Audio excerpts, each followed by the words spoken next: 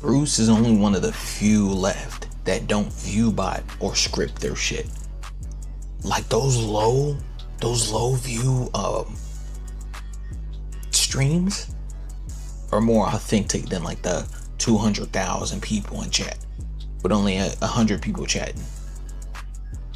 Just calling it how it is, bro.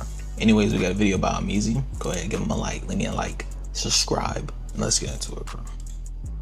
It's much dick pulling in my life. I've never seen so much fake competition in my life, bro. Like, and that's what realistically ruined this shit. Like a month ago and a month and a half ago, I stopped IRL streaming as much, and I know a lot of y'all have noticed that. I haven't had much energy in my streams necessarily, and I kind of just kept streaming because I just wanted to, you know, I never wanted to take a break. And then not to mention, I'm not gonna lie, I feel burnt out. I've seen Ron go from loving streaming so much to his passion slowly going away. Bro, I just don't know what to do with this shit anymore, bro. See, you lose passion whenever the shit starts to get fake.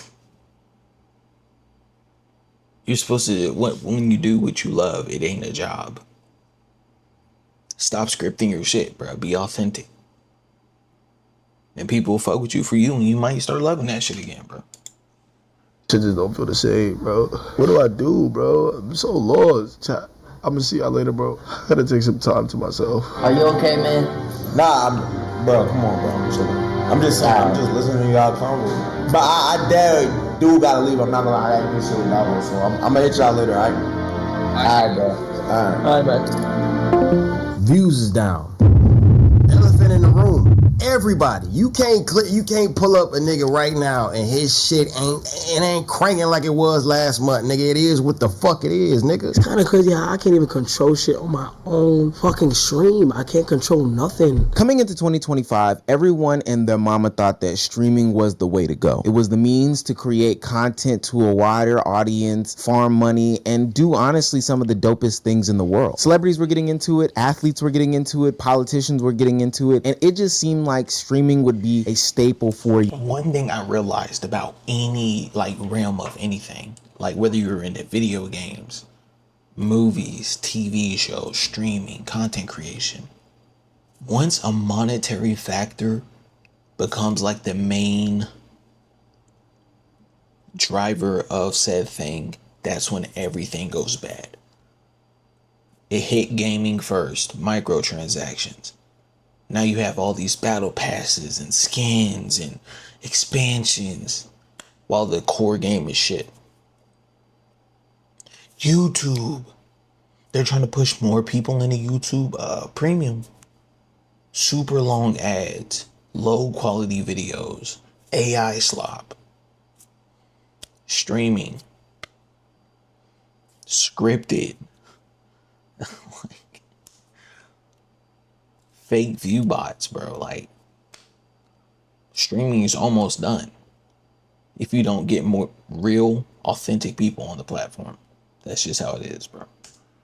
Years to come. But then something happened. When everyone flocked to this medium of creating content, it started to create a bubble, and eventually that bubble would have to burst. And to be honest with you, I think that we are there. And with that bursting reveals the unintended consequences of streaming being this gold mine type rush. There's been a view epidemic. Streams are getting crazy expensive and out of control. People can't have private lives anymore. And ultimately, being on live 24/7 is not something that people can handle. Hell, the child stars of past have shown us that before. I'm here to talk about the state of streaming in 2025 and going forward. And to be honest with you, it's not looking good. In 2024, we saw a boom in the streaming economy. We saw the rise of the FaZe clan. We saw the rise of different members of AMP. Mafiathon 2 went off without a hitch. The FaZe Subathon went off without a hitch. And everyone and their mother flocked to streaming, which meant that the only next logical step going into 2025 was to stream more, right? But we quickly...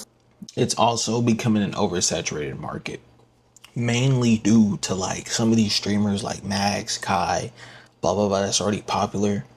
They're putting on people that aren't really like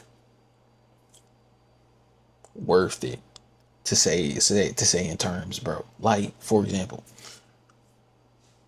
just because Kai or whoever's friends with some nigga, they're asking for, Kai, put me on as a friend. Nigga, you weren't ever passionate about streaming. Why would I put you on? Now you're bringing this low quality shit to Twitch. Just making it a worse platform, bro.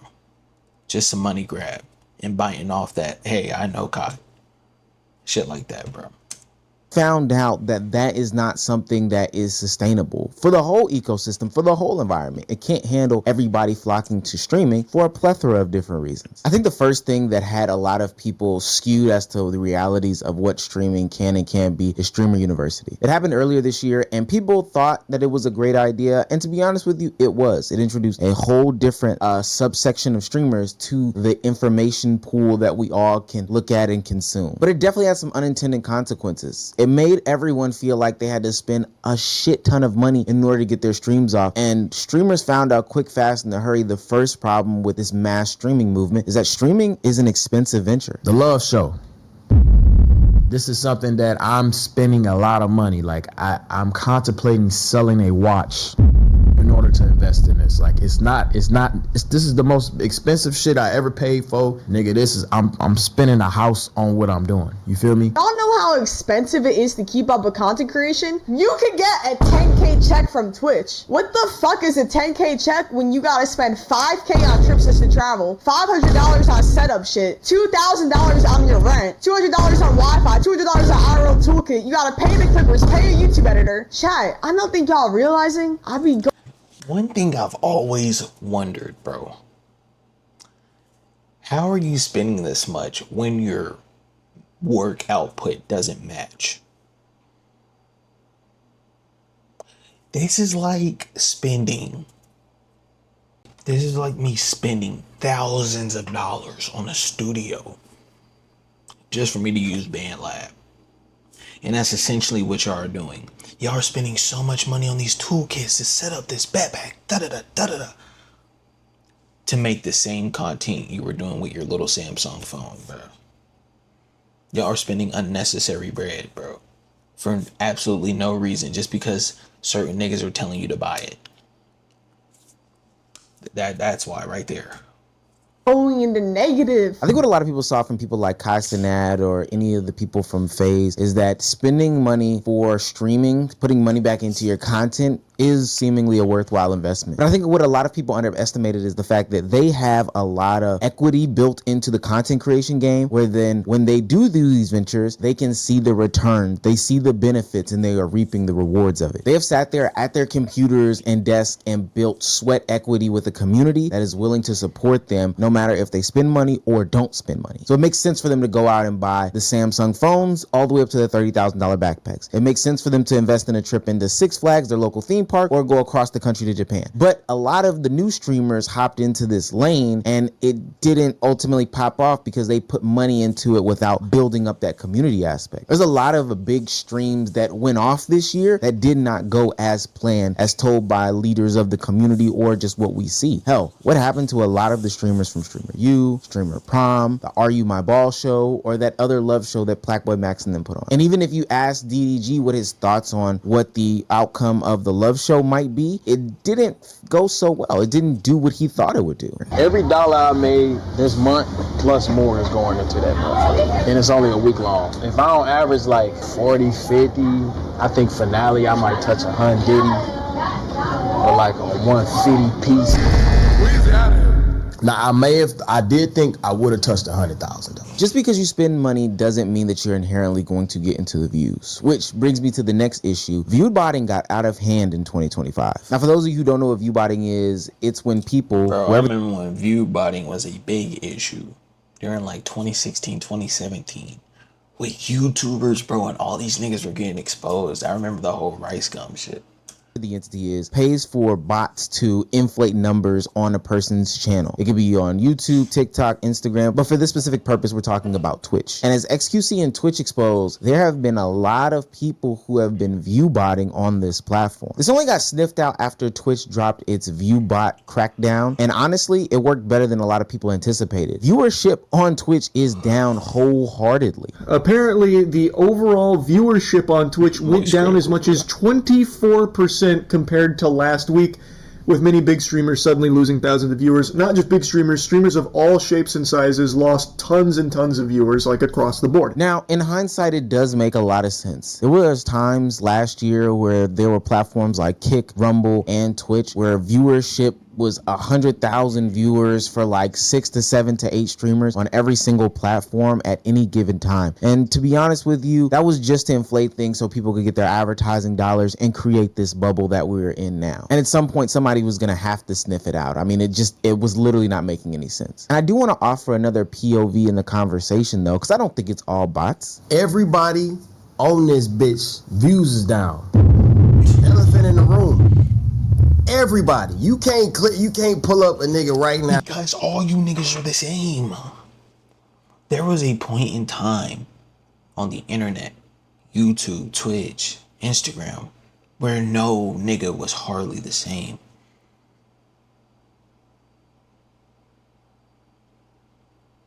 Clips came naturally, bruh. Funny moments came naturally.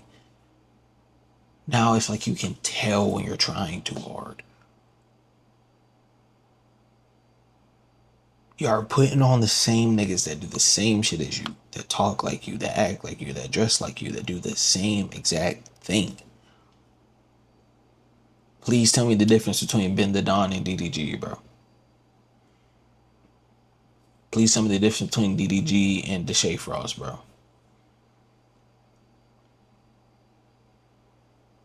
Please tell me the difference between DDG and Dub, bro.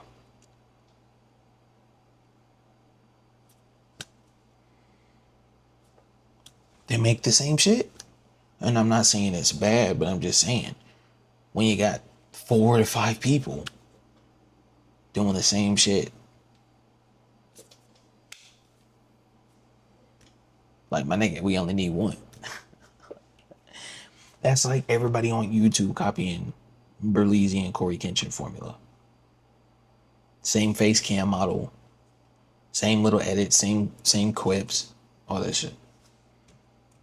And his shit ain't cranking like it was last month, nigga. It is what the fuck it is, nigga. Niggas are paying for me not to have viewers. I never had 250 viewers before, not even starting Twitch. Zoe Spencer and Nina Lynn, bro. What's the difference? Even when I wasn't even a Twitcher and I started, I never even had this many viewers. While there are things like Mafia-thon or other big streaming events that can occupy, you know, some of that cross-audience viewership over the course of the year, I think that there's a level of viewer fatigue that is not being talked about. And that just simply means that viewers are tired of watching the same things over and over again. The same streams with the girls, the same IRL streams where nothing is really happening, the same streams where nobody's really being creative. To be honest with you, Twitch has a copycat problem right now and nobody's talking about it. I think streaming right now.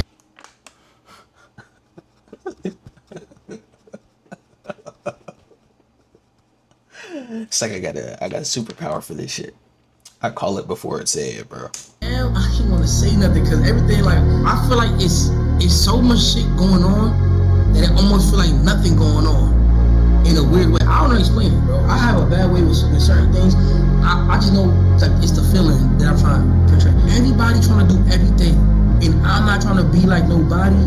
I'm trying to make sure I be like myself. And it's not to the point of like, hey, everybody's doing the same reaction content and the same reactions, playing the same games. I think that has always existed. But literally everybody is doing the big Tokyo trip, or everybody's doing some rendition of a love show, or bringing some sort of girl on, or whatever the case may be, and having the same exact reactions as everyone else. Nobody's doing anything new. Nobody's doing anything unique with any new emotions or uniqueness behind it. They're having the same exact reactions and it's just the same. It's literally just the same exact stuff over and over and over again. Another big issue that I have with streaming now is because of this always on nature, you don't even have time to yourself in order to handle personal effects or not live moments on the internet. I've talked about it in my Plaque Max video. It's tough that these kids are growing up in real time in front of cameras because some of this stuff is not for public consumption. I've seen issues and incidences this year in 2025 where I thought to myself, hey, it'd probably be best if you just cut the camera off. Some family, you know,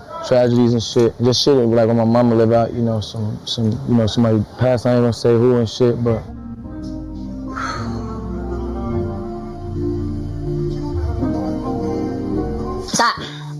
Just chill. I got my elbow up.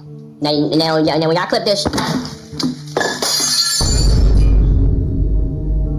I'll take that bullshit off. This is short. I'll take it off. No, you're not gonna fuck up my outfit. I'll take that shit off. No. Then you're not coming. You're not wearing that shit with a rip on your booty cheek. That's how it came. Well, you're not wearing that with me. And don't try to masturbate me on camera. Either you take it off or you get the fuck out of my house. That's how I'm moving. Who the fuck do you think you are? Wearing a rip on your booty cheek. Nigga, that's some shit you wear when you single. You know what you doing? You don't wear that around me, man. Just a couple weeks ago, Quinn Blackwell made a comment about streaming being digital slavery. And while I don't agree with the verbiage because slavery has meaning and connotation, there were some things that a lot of people took from that actually had some value to it. I have always said the biggest influencer will be somebody who gives their life to the internet. And that's what streaming is. And I respect it down. I think they are the Don Julios of internet creators. Would I ever do it again? No. Because it gives a sort of digital slavery vibe to me. Streaming in 2025 is now this thing where you have to be online all the time at the mercy of your chat. Your emotions and your feelings don't matter. It's just go, go, go, go, go. We don't even realize that these people have been living their entire lives in front of a camera and they don't have a time to get an emotional break. Now, I know what somebody's going to say in the comment section is that, hey, this is self-inflicted. This is something that they brought upon themselves. For sure. I can honestly say that. They can start to do different things or whatever the case may be and they're making a lot of money, whatever the case may be. Listen, I'm coming from a human aspect. It's not healthy to be on camera 24/7 like this. And this is why you're seeing a lot of people have these mental breakdowns when it comes to streaming now. I've streamed 200. Bro, and a big reason for that. You got niggas, I actively seen this from DDG. This nigga, and I quote, said, you have to be in people's face every day or they're on to the next.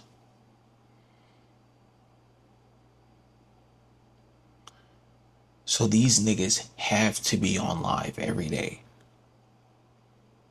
They don't have to, but they want to be on live every day. And that's the problem.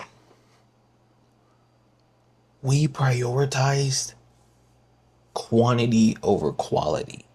It was never supposed to be quantity over quality. Now you got too many of the same niggas on Twitch. Too many of the same niggas on YouTube. Because they're putting out low effort, low quality shit every day.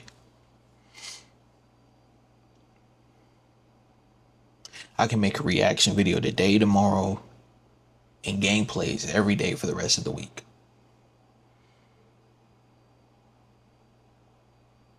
Some of these niggas just do the same shit and copy and paste somebody else. You know how many Mr. Beasts there are? You know how many street interviewers there are? Bro, please just be authentic, bro. Please, bro.